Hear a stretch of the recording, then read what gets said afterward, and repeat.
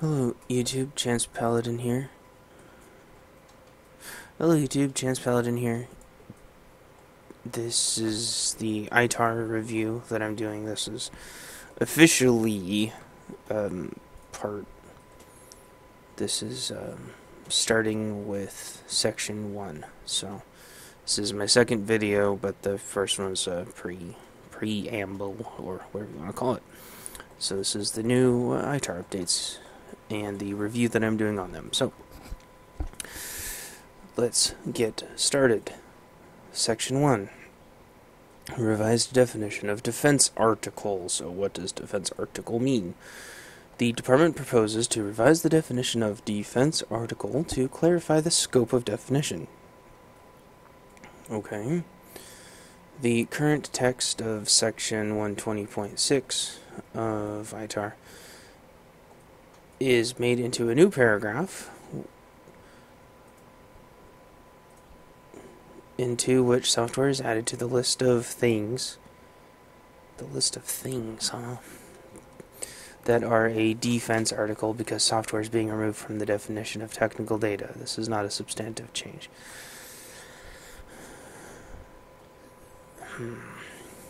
Well, let's read on a little bit. Since this is a small section, we'll read the whole section and then start over. A new section, 120.6 Part B, so there will be an A and a B, is added to list those items that the department has determined should not be a defense article, even though they would otherwise meet the definition of defense article. All the items described were formerly excluded from the definition of defense data in 120.10. These items are declared to be not subject to the ITAR, to parallel the EAR concept of not subject to the EAR, as part of the effort to harmonize the ITAR and EAR. This does not constitute a change in policy regarding these items or the scope. So, basically what they're saying here is they're updating the document to have a Part A and Part B, so software will be its own subsection of a defense article.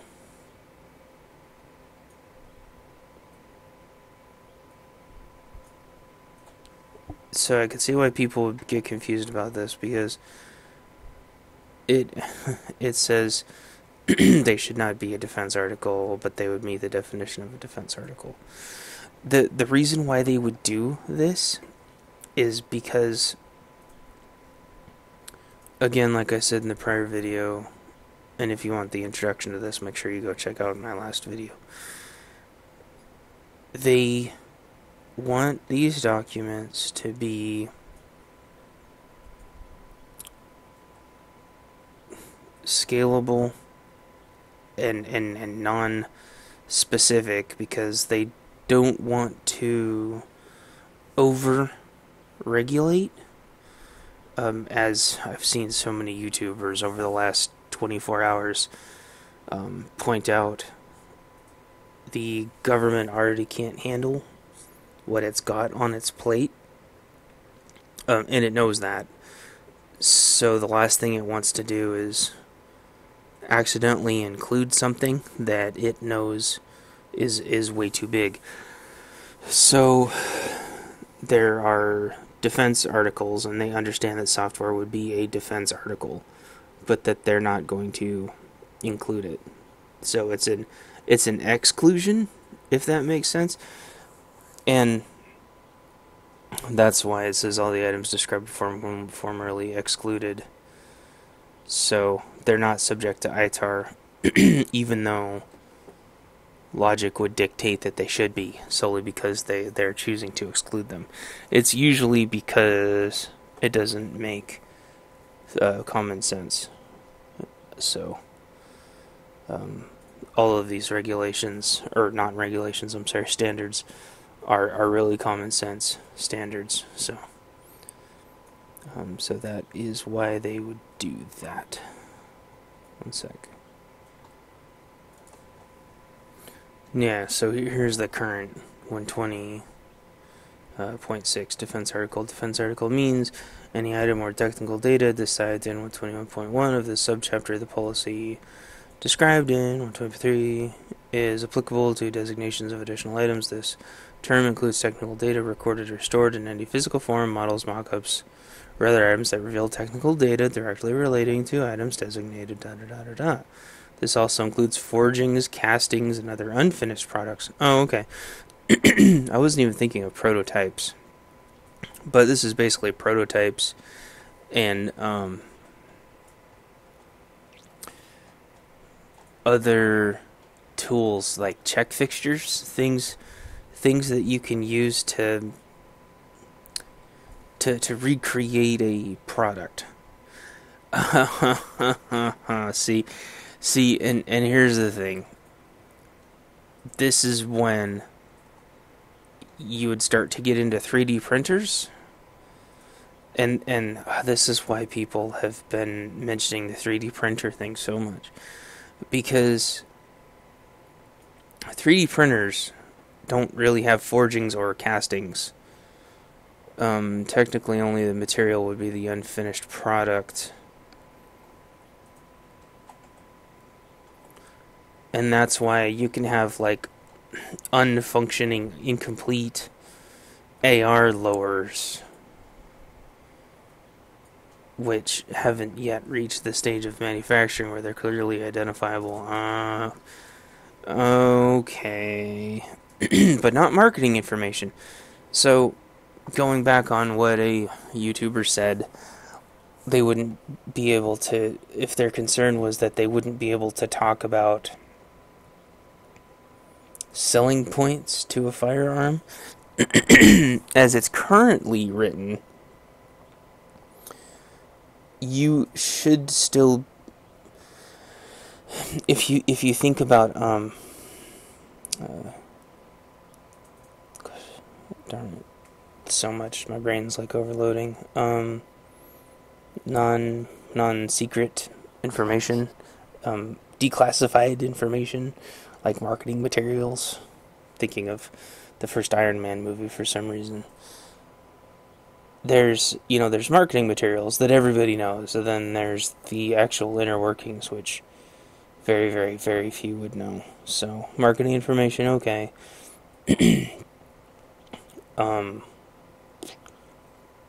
Things like forgings, castings, drawings, not okay. That's how it's currently written. So, what they're doing, though, is they're going to be making a new section saying that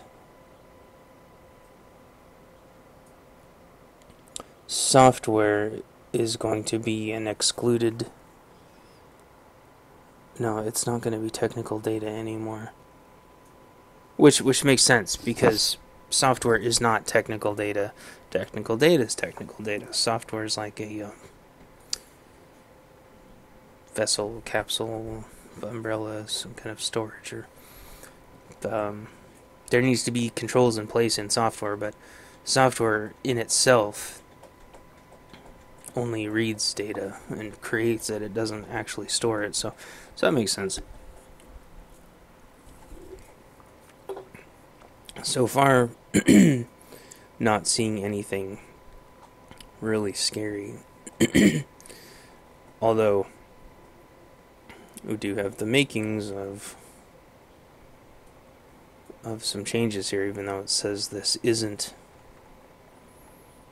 a big deal. But still, like, software, that should cover things like YouTube or whatever. YouTube is software.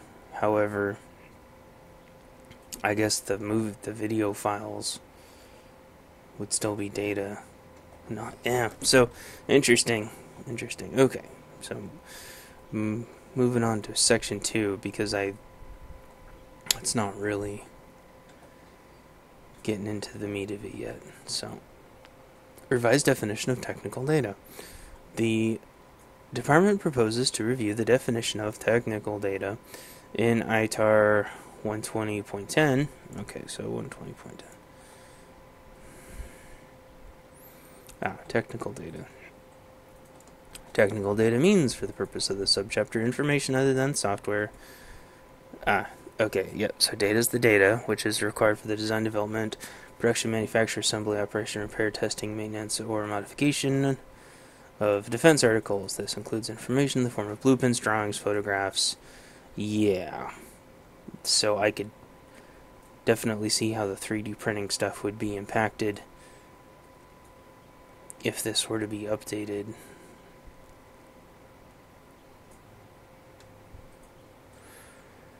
So,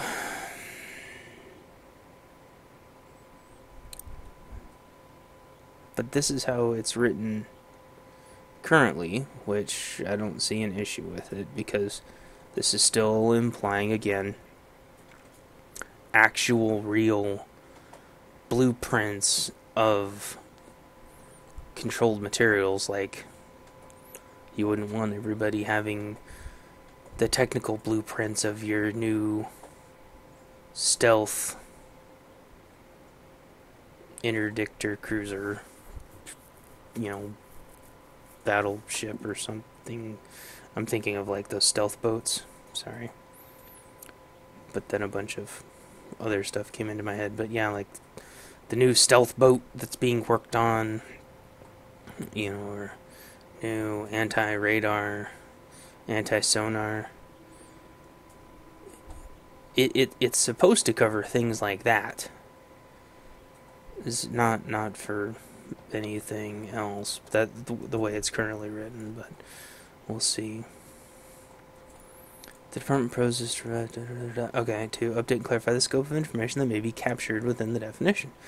Paragraph A1 of the revised definition defines technical data as information required for the development, production, operation, installation, maintenance, repair, overhaul, refurbishing of a defense article, which harmonizes with the definition of technology in the ITAR and the Wassenaar Agreement. Okay, so just like everything else, it's important when we read through this to get familiarized with every single little thing they bring up. So the Wassenaar Agreement, this is the official Wassenaar Agreement website, or they call it the WA. This is interesting because it deals with dual-use technologies. So, for example, just like you could use an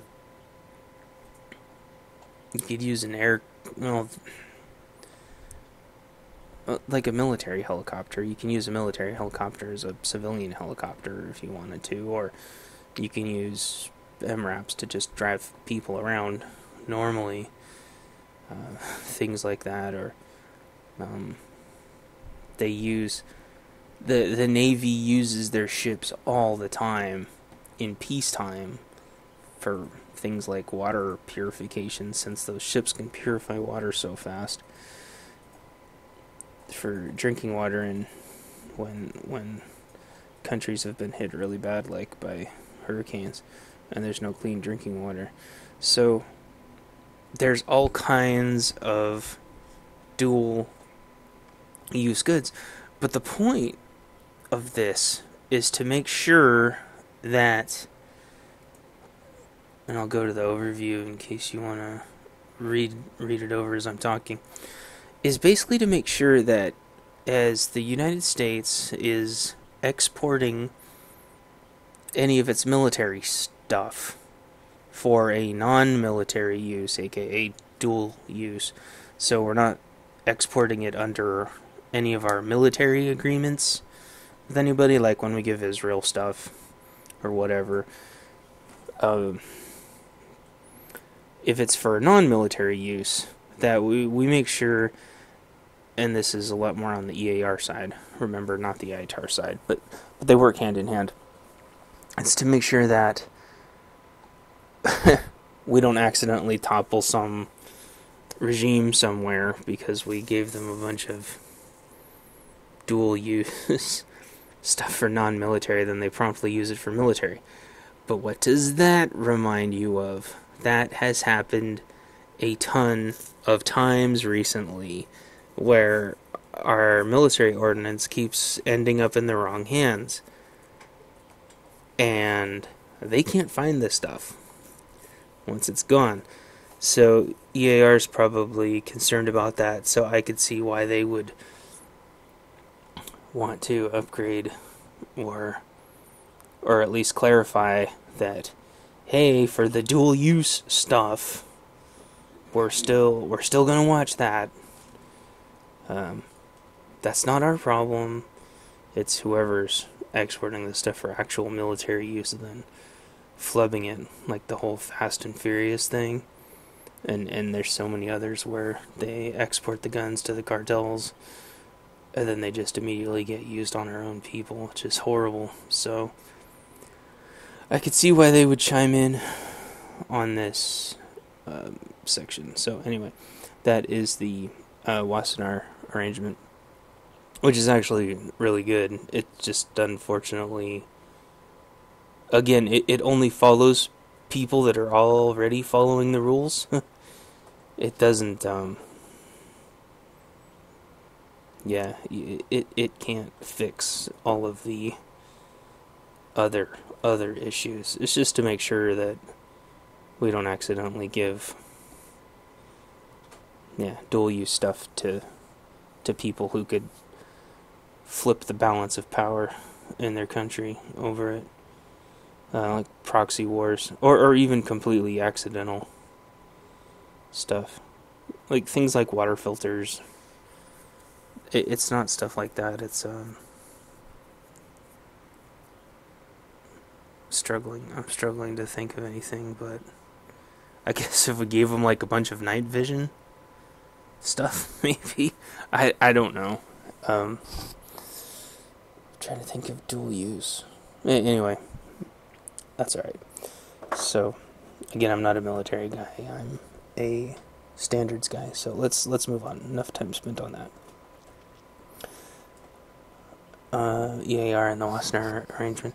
This is not a change in the scope. Oh, really quick. Shoot, before I forget. What this reminds me of, though, is the Trans-Pacific Partnership thing, because they bring up the Wassenaar arrangement, or Wassenaar agreement, but I'm wondering if that's to segue into, and this is the official website, I'm only using official websites, not wikis or anything, but the Trans-Pacific Partnership, I'm wondering if that would supersede the Wassenaar arrangement. And if any of you aren't familiar with the Trans-Pacific Partnership, you have got to read up on that, because that is the one that everybody is scared about, because it supersedes all of America's other local laws. And so I don't know. I guess maybe since this isn't enacted into law yet, it wouldn't be included in ITAR, but I'm surprised that it's not. So what I'm looking for is anything that leaves the door open to say something like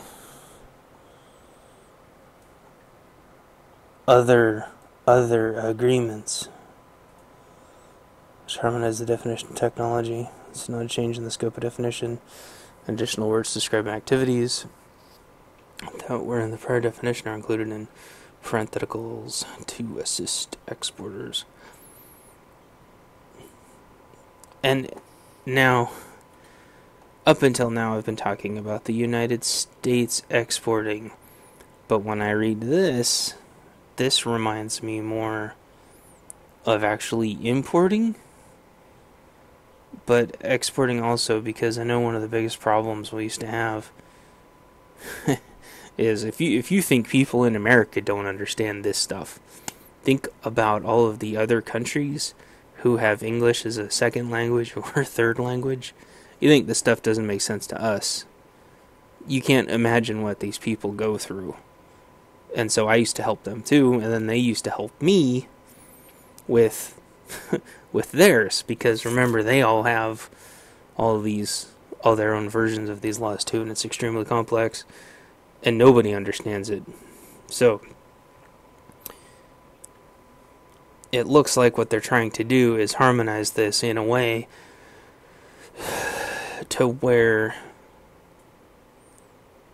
they have both more clearly defined but also less clearly defined connectivity between imports and exports. And again, I think that is probably partially due to the Trans-Pacific Partnership that's going to be coming soon to a theater near you. Pardon the expression. So, paragraph A1 also sets forth a broader range of examples of formats that technical data may take, such as diagrams, models, formulae, tables, engineering designs, and specifications. Computer-aided design files, aka CAD, which again just immediately makes me think of 3D printers, but obviously, businesses use CAD drawings for everything still. Manuals, documentation. And I'm also,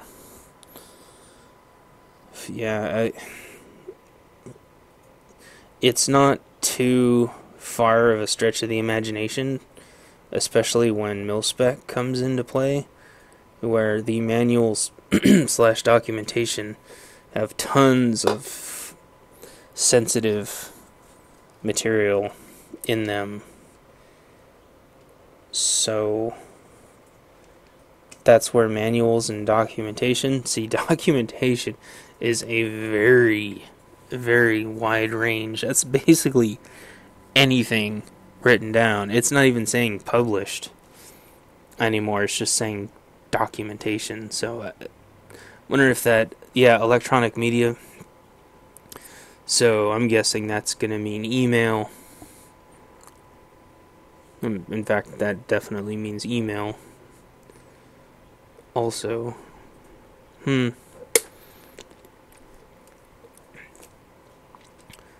So, it's pretty wide-ranging. And I'm gonna guess that can also be interpreted to mean the internet.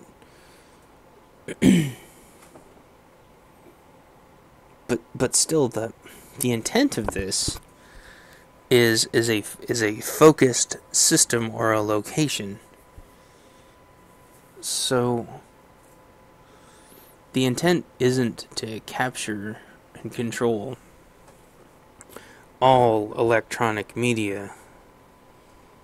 But reading back before, they were talking about, foreign versus domestic systems and how it relates to ITAR. So just going to keep reading and see if I see any more mentions of this, because I want them to further define electronic media, but they might not.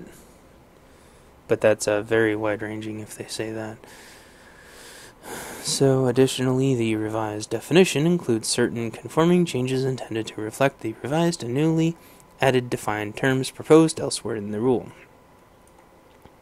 The proposed revised definition also includes a note clarifying that the modification of the design of an existing item creates a new item, and that the technical data for the modification is technical data for the new item. This is very common in engineering, because if you don't keep your design numbers under control, your quality goes out your quality is done. So this is more for quality control than anything. But what it does is it creates new iterations. So if you're making an M16 or something and you change the barrel out, that would be like a new drawing number or whatever. But it's interesting because they already do that now. But it's so when you're doing all your mil-spec stuff that the military knows exactly They know that when they've approved a drawing that you haven't changed the drawing on them. They control things like going to different suppliers. So if you even so much as change suppliers, that they'll know about it, which is great. You should always know that, because you need to know the whole supply chain, especially if you're military. Make sure nothing's been compromised, because you don't want some different company welding things and all of a sudden everything to fall apart when they're in the middle of Afghanistan or something, which is just terrible. So this is the control of it's the control of parts identification, but it's also the control of drawing identification. So yeah, but I mean that's an update, but that would need to go in there anyway if they didn't cite that. But it's interesting that ITAR would be getting into drawing controls. I mean, you already have to be ISO 9001 or 16949. So, which means they would already have to control the drawings. Well, if you're 16949, if you're 9001, it's a little bit more relaxed, but I guess they're saying because of ITAR now that you'd have to control your drawings. Which is fine for companies, but if you're doing like 3D printing stuff, but I guess then that would be considered, I don't know, you shouldn't be 3D printing military stuff anyway. But I guess that's a whole different topic. I'd have to think about that some more. But anyway, yeah, you'd be bringing a whole heap of problems in on yourself if you were 3D printing classified ordnance. Anyway, contraband. Anyway, paragraph A2 of the revised definition defines technical data as also, you see, they need to put a little space there, including information that is enumerated on the USML. This will be technical data that is positively described as opposed to technical data described in the standard catch-all technical data control for all technical data directly related to a defense article described in the relevant category. So what this means is just a really long way of saying that technical data is actually going to be a defined term instead of using it for everything. So they were probably getting tired of throwing the word technical data around. As you can see, it was causing a lot of confusion, since even in referencing technical data they have to confirm why they're using technical data. Now USML, I'm going to look that up really quick. Yeah, that's right. I already forgot. So the USML is the munitions list, and that was brought up in the Wassenaar arrangement. It's basically... This isn't on here?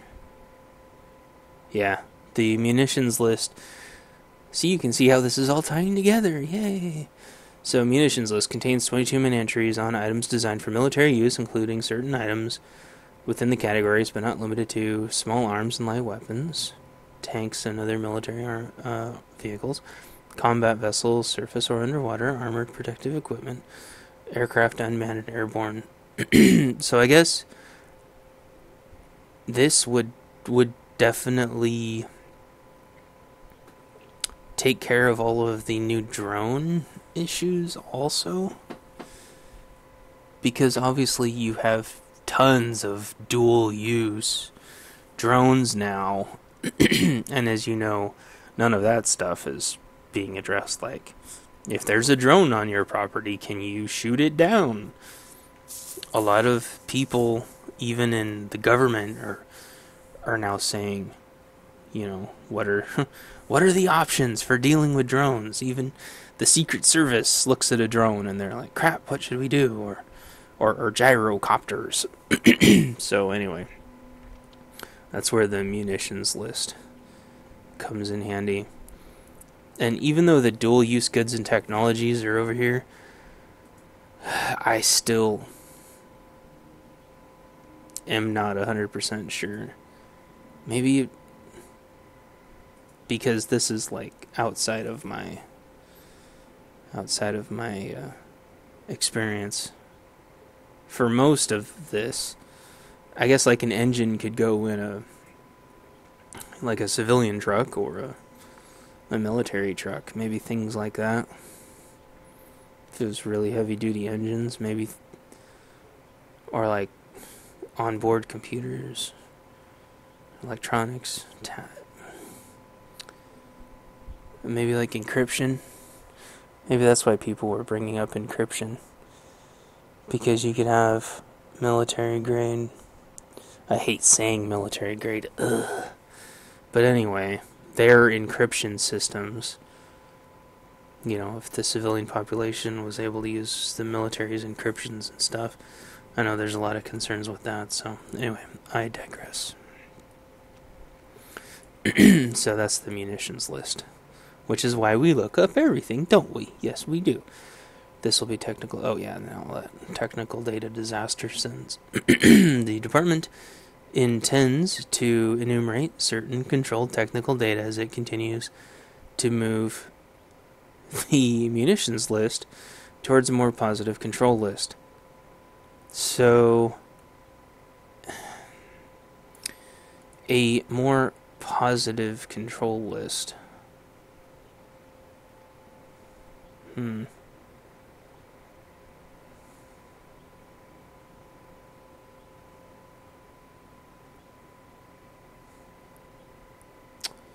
Yeah.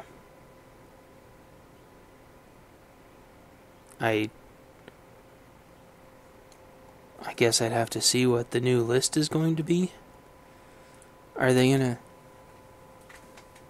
I guess they're not going to tell us what the new list is yet. So that would be something to look forward to, see what the new munitions list is going to be. So anyway,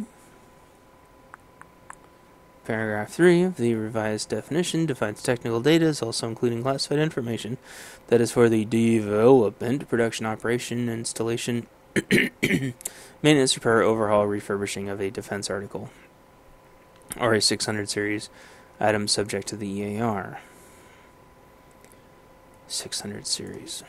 What's that? I wonder if that's sensors and lasers. Is that... I think that's what that is. I wonder...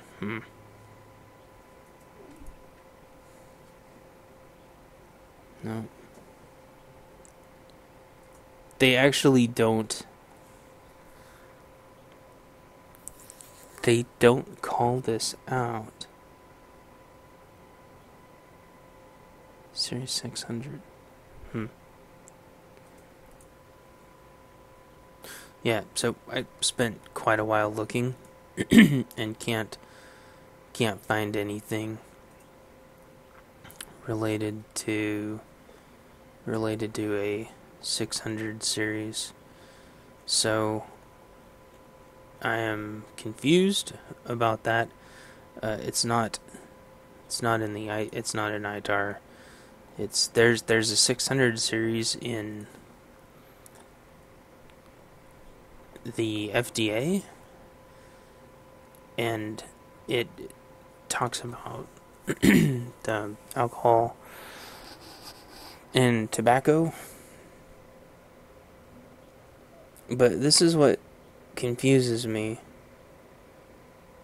It goes like where's the 600? Right? 500 through 599, 700 through 799. I'm like not very good at math, but I don't know what that's supposed to be. 600 series item. I don't know what a 600 series item is, and I tried to Google it, and everything that comes up is the Food and Drug Administration stuff, which is all pretty straightforward. Everybody's pretty familiar with that. So, I don't know. This would have to get added to the list of things to question, whatever a 600 series item is. But whatever it is, it's subjected to the ITAR. Paragraph A5 of the revised definition defines technical data as also including information to access secured technical data in clear text such as decryption keys. Okay, so we're getting into the encryption stuff, like I was talking about a few minutes ago, passwords, network access. This is so you can have secure tunnels from network to network, or if you've got somebody overseas that needs to tunnel back to the network or whatever.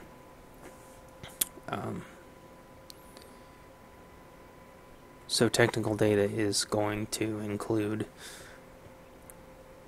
when they update the definitions, decryption keys, passwords, and stuff. So that's interesting. I don't suppose they're going to define the levels of encryption, but I guess that would make it a little too easy to understand. And then it wouldn't be scalable. They'll probably just say encryption to the level that keeps things safe. But then that would also mean that other people can't use encryption to that level, because you know how upset the government gets when you've got things that are encrypted too much. So then I guess that would be a challenge, although they've already got other rules in place for that anyway. So, and they've got other enforcement for that. So, sensitive materials can be encrypted and decrypted, but only through ITAR and EAR practices. So you'd have to be in compliance. So I wonder how they're gonna update that. That'll be interesting. Hopefully they spell some of that out, because that would be good information to understand what the heck's going on. How they're gonna handle encryption, decryption. And actually even Wi-Fi security, to be honest. I'd love to hear how they're gonna do that, because that should be a part of this too. Anyway, to state that any disclosure of these decryption keys or passwords that result in unauthorized disclosure of technical data or software secured by the encryption key or password is a violation, and will constitute a violation to the same extent as the export. So basically, unauthorized export would be the same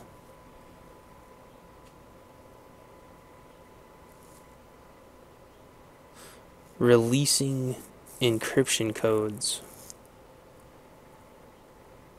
would be the same as exporting secured information. For example, the release of a decryption key may result in the unauthorized disclosure of multiple files of technical data, therefore could constitute a violation of ITAR for every single piece of technical data on that server. Holy cow. So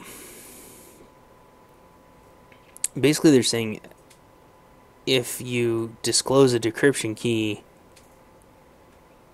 if it results in an unauthorized disclosure of technical data, it's a violation, as if you exported the whatever secured information gets leaked.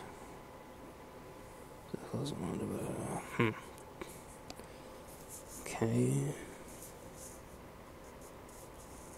Yeah, I mean, that makes sense, but that's more like, again, that's like corporate espionage stuff. not really ITAR. I mean, that's like deliberate disclosure of decryption keys. It doesn't look like that's something that would happen on accident. That looks like an intentional disclosure, because the decryption keys should already be secure. So that would imply maybe that somebody does it on purpose. I don't know. They don't really say what they would do, just that it would refer back to some whatever they're going to do for ITAR violations. Yeah. So, okay. Paragraph B of the revised definition of technical data excludes non-proprietary general systems descriptions, information on basic function or purpose of an item, and telemetry data. Okay. Yeah. Category 121.1. To define this paragraph, principles taught in schools and public domain information have been moved to 120.6. Hold on.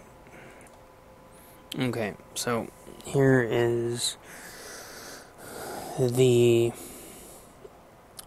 XVF portion, which, see, XV spacecraft and related articles. So this is a really interesting article, which is very long, so I won't read all of it.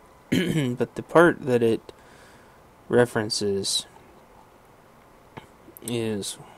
I skipped it on accident. My brain's getting overwhelmed. You gotta take lots of breaks when you're doing this, which I have not done, so I'm starting to get a little silly unintentionally. Okay, plus the other thing is, the way that this is all documented on the internet is actually a little tough to go through, because I'm used to reading this stuff in Word documents that actually have the right indentations. So this is a little confusing. So there's I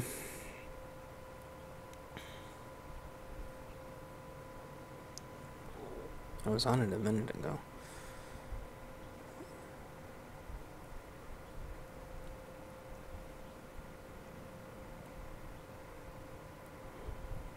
Gosh darn it.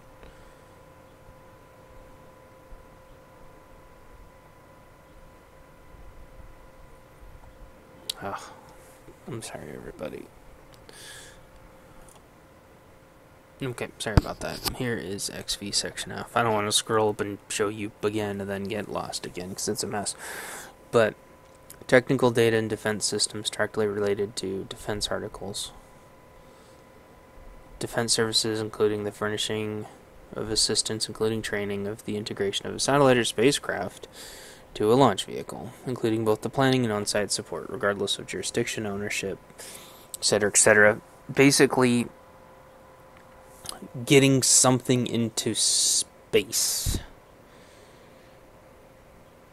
And I could see how this would have military and non-military, because there isn't much of a difference putting up a military satellite than there is putting up a non-military satellite. So that's what I'm guessing, that this is what it most closely resembles. But this is a fantastic article, and if any of you are interested in astronaut stuff, satellite stuff, which I really am. However, my best friend, sorry, excuse me, who I worked with, who used to work for the military, and he was a joint kind of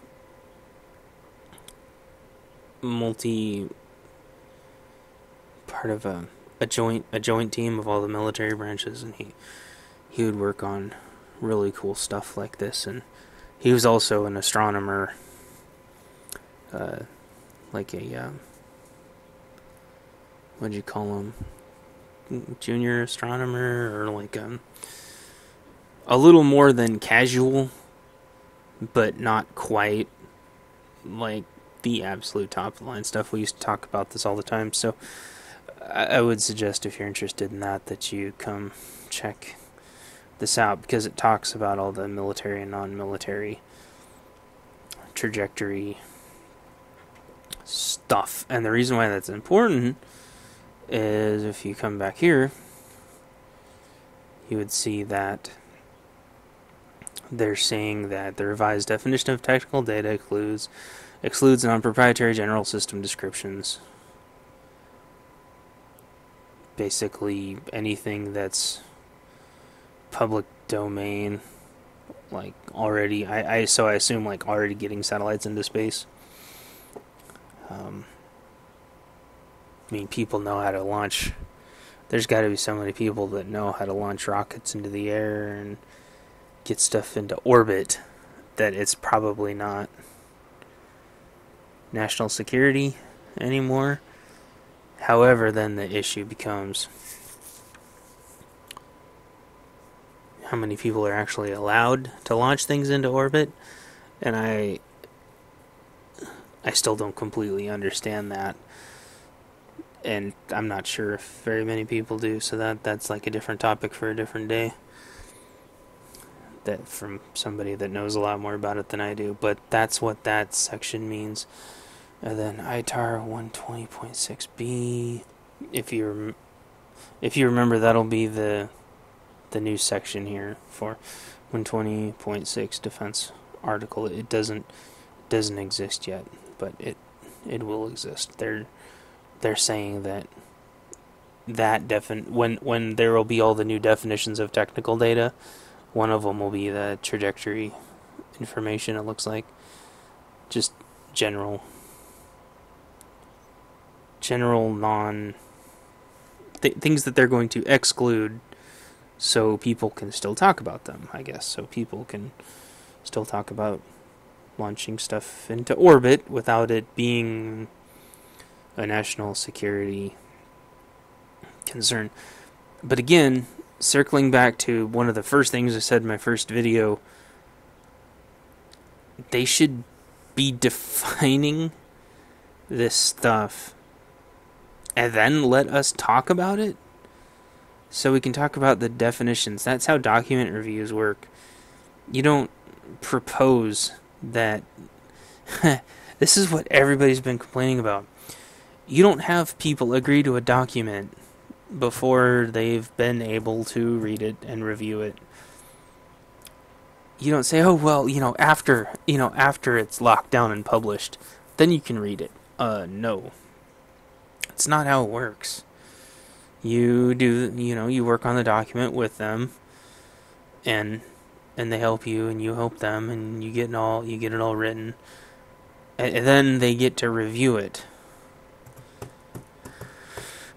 None of this. Oh, it's okay. Well, you'll get to read it when, after you've agreed to it. No, I don't mind them updating ITAR, but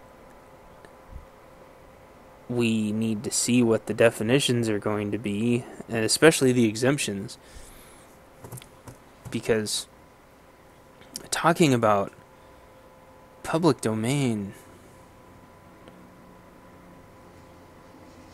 I don't understand how you can have public domain, something as wide-ranging as public domain. Talk about technical data restrictions, and especially in relation to ITAR, without defining what defense articles actually are. I mean, you have the defense article, right? But you don't have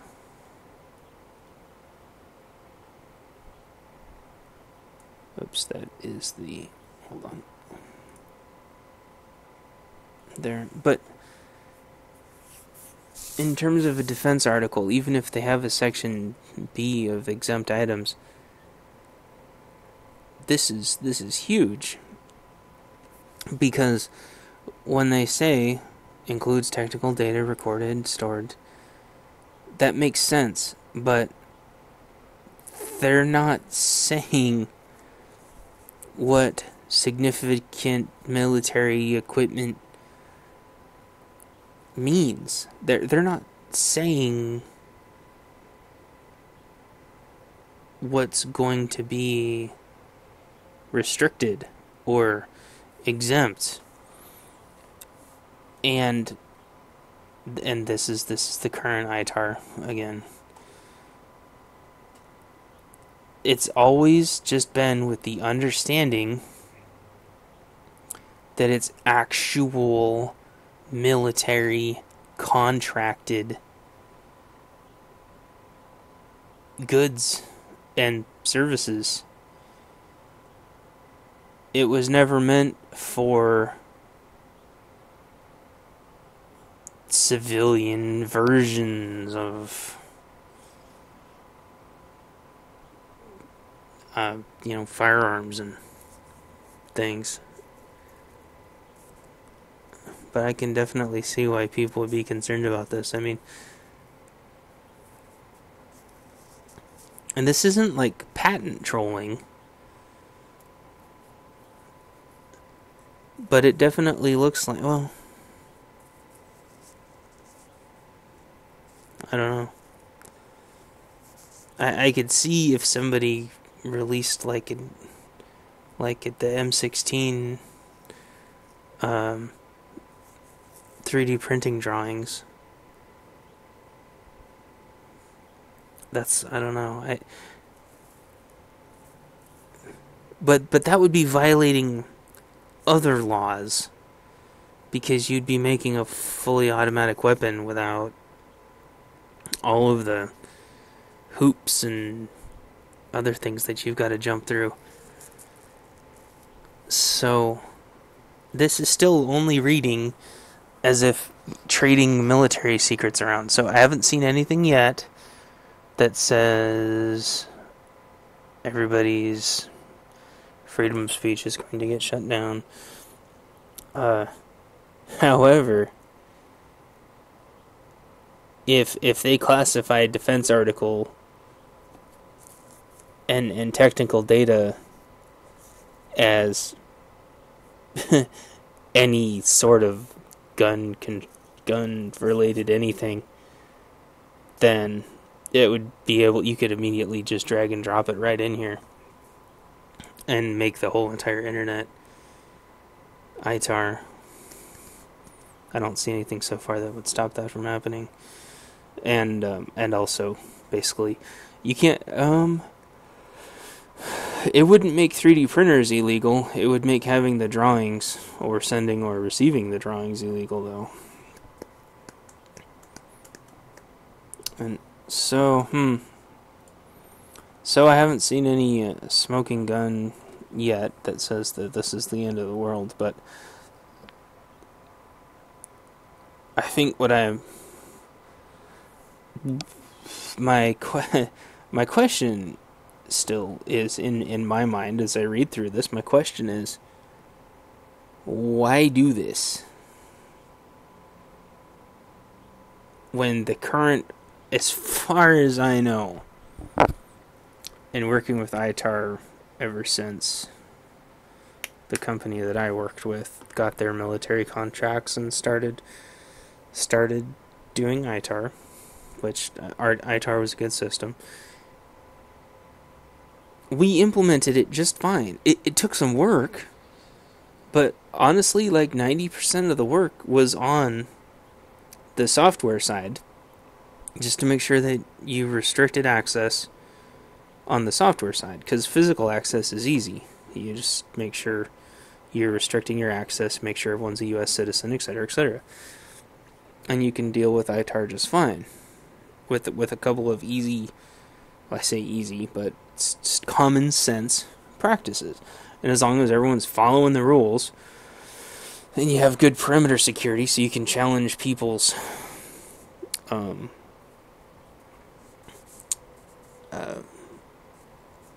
access to the premises and make sure everyone that's supposed to be there is there. It's the software side that takes 90% of it. But it's common sense. For any computer person, you just go, oh, okay, well, I just have to make sure that the software access controls are tied to the person's physical access controls, and la-di-da-di-da. And then all the infrastructure people go, we just have to make sure that our systems are as hack resistant as possible, and that we have all of our controls in place. I haven't seen anything so far that actually needs, unless common sense goes out the window, and even then, this isn't going to help with that. I haven't seen a need for this. Especially since I have no idea what a 600 series item is. Now, before I forget again though, this could also have to do with the fact that the police departments have so much military stuff. The problem with that is the only department in the U.S. government that was keeping track of the military gear they were giving out was the Department of Defense. Which, great job and thumbs up to them that somebody was keeping track, because all the other 5 or 6 departments weren't. This was just in an article that came out the other day. A very reputable news source, not one of those fringe websites. They basically said the U.S. government has no way of reclaiming, like, the vast majority of all the military equipment that the police have. Now, I won't get into a debate over whether or not the police should have that stuff. Suffice it to say they do, and there's a lot of legitimate reasons for them having it, and there's a couple of them that probably shouldn't, because people get a little squirrely sometimes when they have military stuff, as you know. But for the most part, it doesn't cause any issues. But it doesn't matter, because the U.S. government can't go back and take it, because a lot of it they don't even know where it is, or what it is, or who has it, or when they got it. And even if they do find it, the police departments have legitimate ownership of this stuff. So maybe this has to do with that. Maybe making the police departments ITAR, and then dinging them for having military equipment. I don't know though. This would only close that loophole going forward.